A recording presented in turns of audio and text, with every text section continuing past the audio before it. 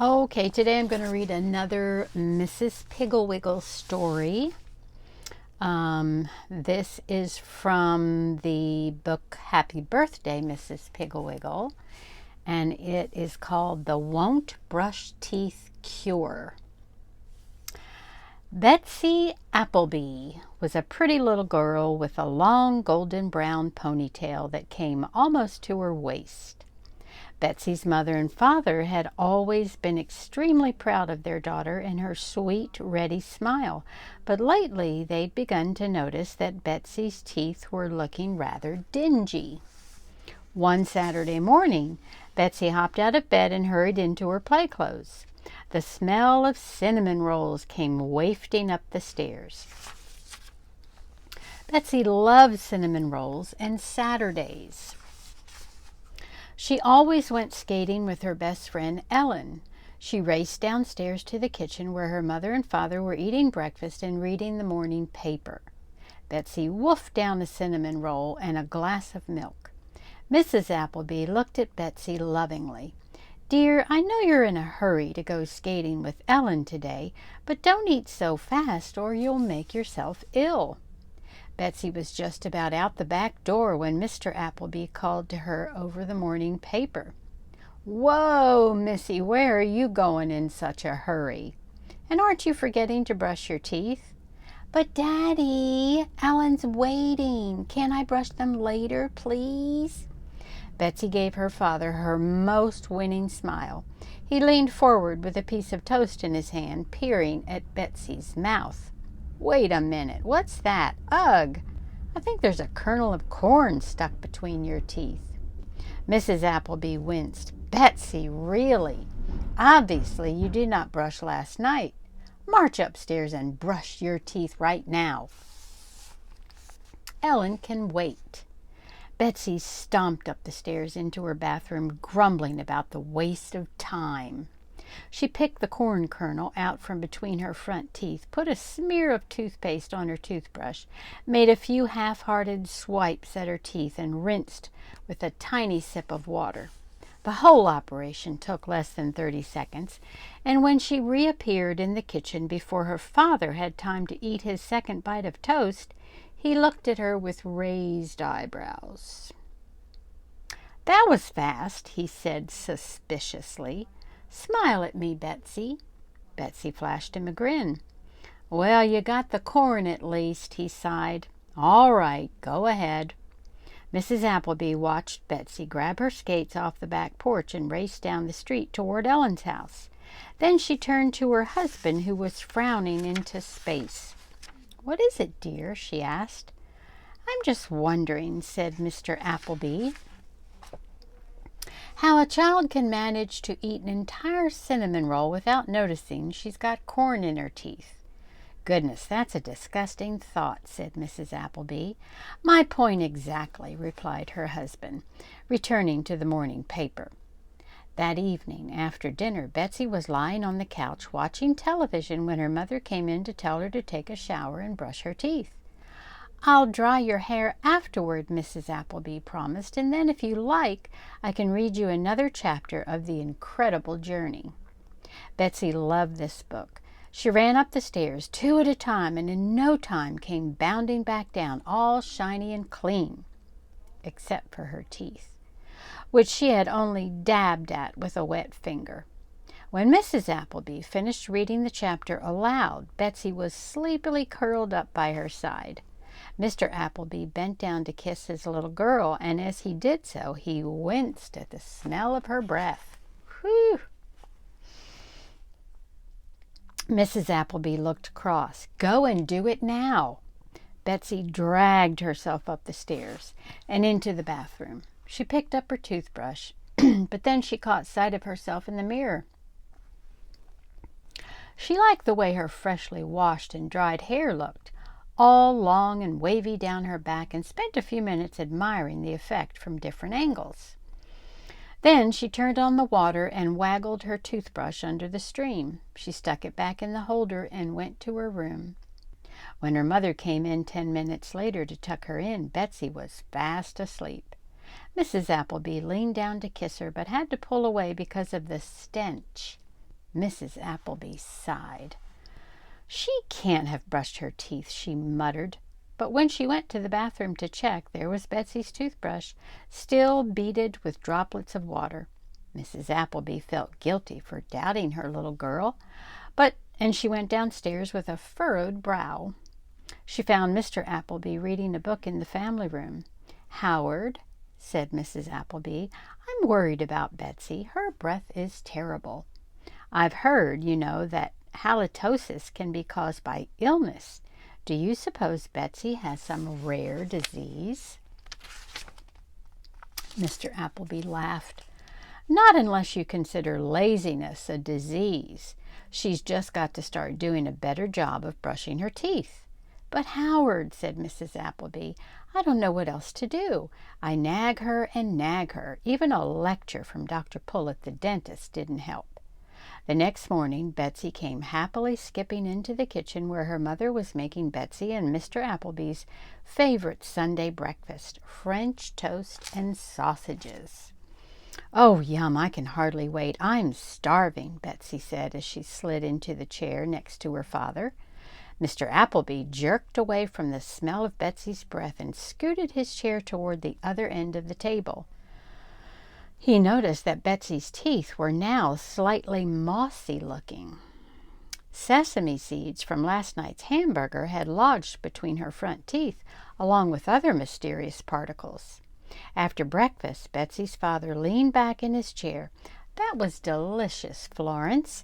Now, Betsy, I didn't want to ruin our breakfast, but we have got to talk about your teeth. It's very obvious you haven't been brushing." Betsy sighed heavily. I know, but I'm tired of doing the same old thing over and over. It's boring." "So is sitting in a dentist's chair," said Mr. Appleby, "which is where you're going to be spending a lot of time unless you start brushing your teeth." "All right," said Betsy meekly, but that night at bedtime her father nearly gagged when she gave him a good-night kiss. "Young lady," he said sternly, "I detect the faint aroma of toothpaste, but if you brushed at all, it must have been with a wet noodle. Those teeth of yours look as though they are starting to mildew, and your breath is just awful." Betsy's mother said, "I wonder if it isn't that nervous stomach acting up again. You know how upset Betsy's stomach gets when she eats anything she might be allergic to." "The only thing our Betsy seems to be allergic to these days is brushing those moss-covered teeth of hers," said Mr. Appleby. The next morning, when Betsy came down to breakfast, her mother asked her, "Betsy, did you remember to brush your teeth?" Rolling her eyes, sighing heavily, and looking up at the kitchen ceiling, Betsy said, "I guess I forgot." The look in her father's eyes made her remember in a hurry, and Betsy ran back upstairs. But later that morning, after Betsy had left for school, Mrs. Appleby checked her toothbrush and found to her dismay that it was completely dry. She sighed to herself. "I'm going to call Sarah Thorngate and ask her advice. Her children have beautiful teeth."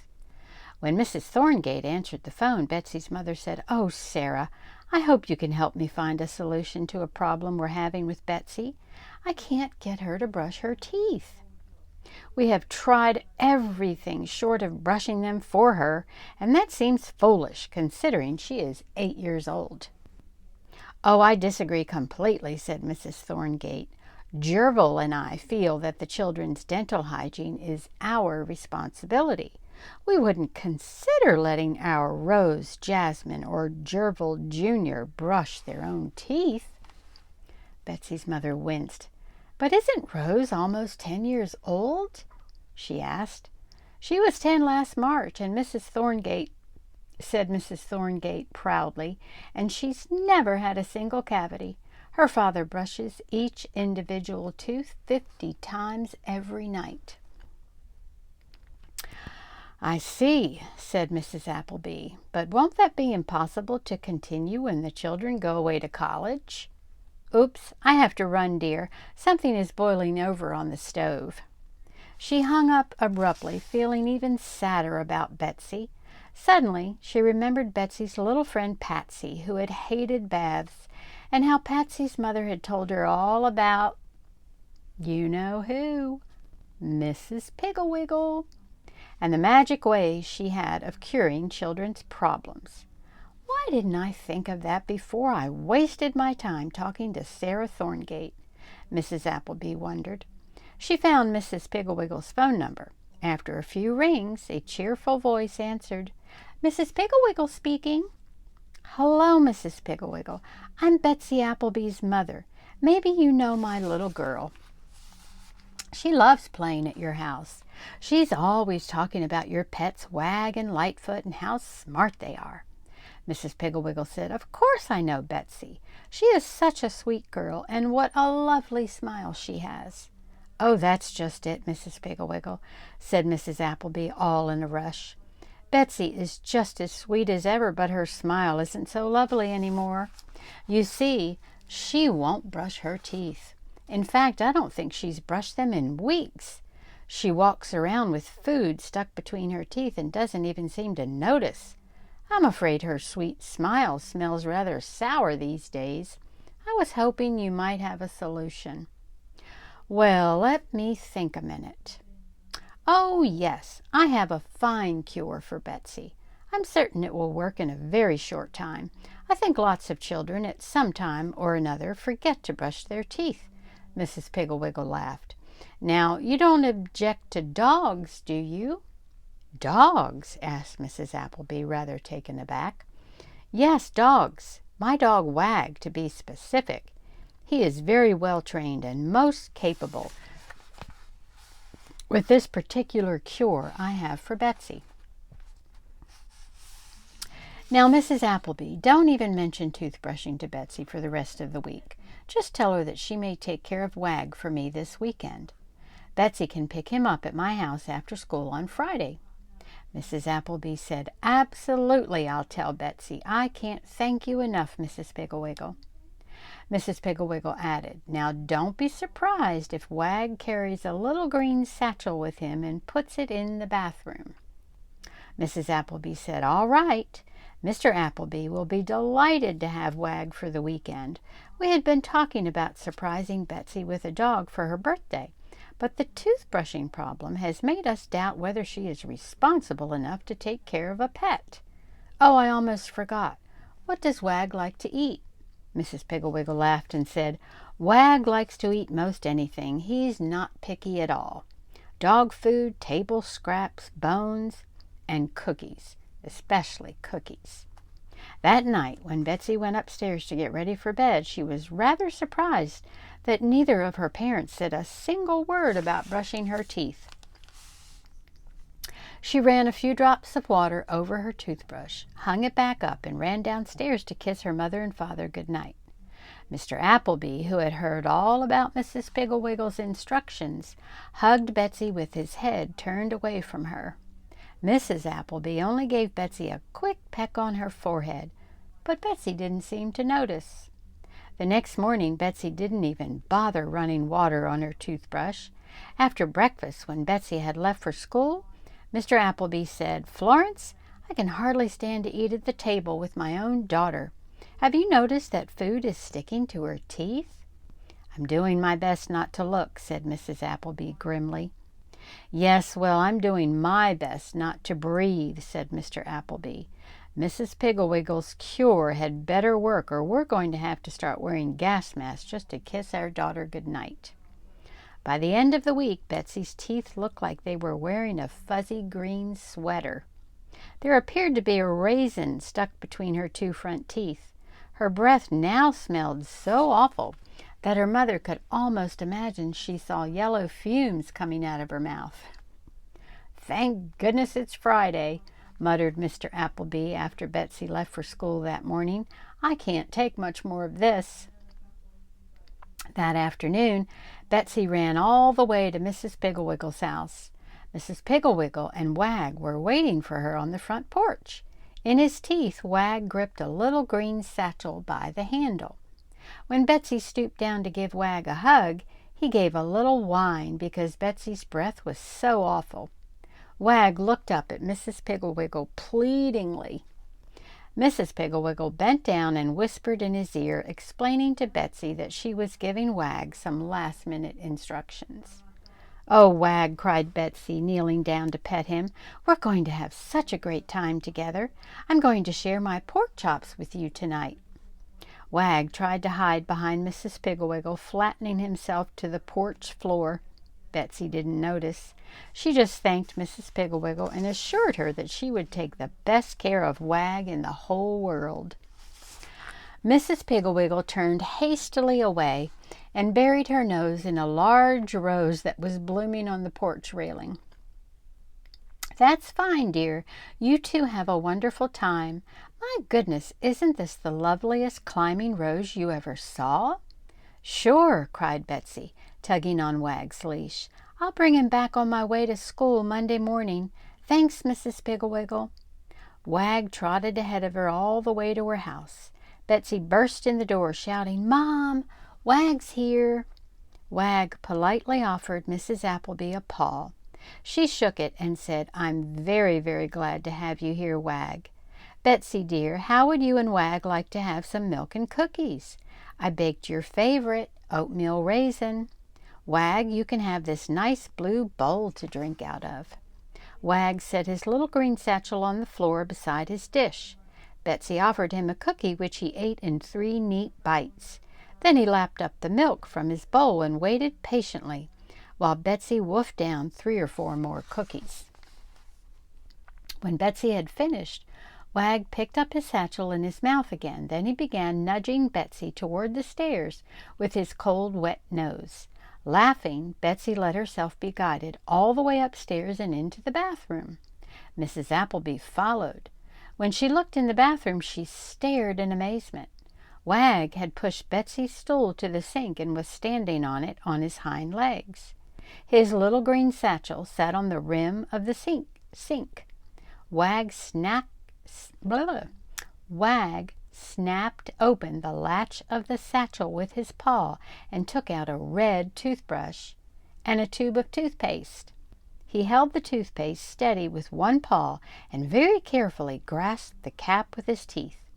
After a few twists, the cap came off. Wag picked up the toothbrush in his mouth and held it next to the open toothpaste tube.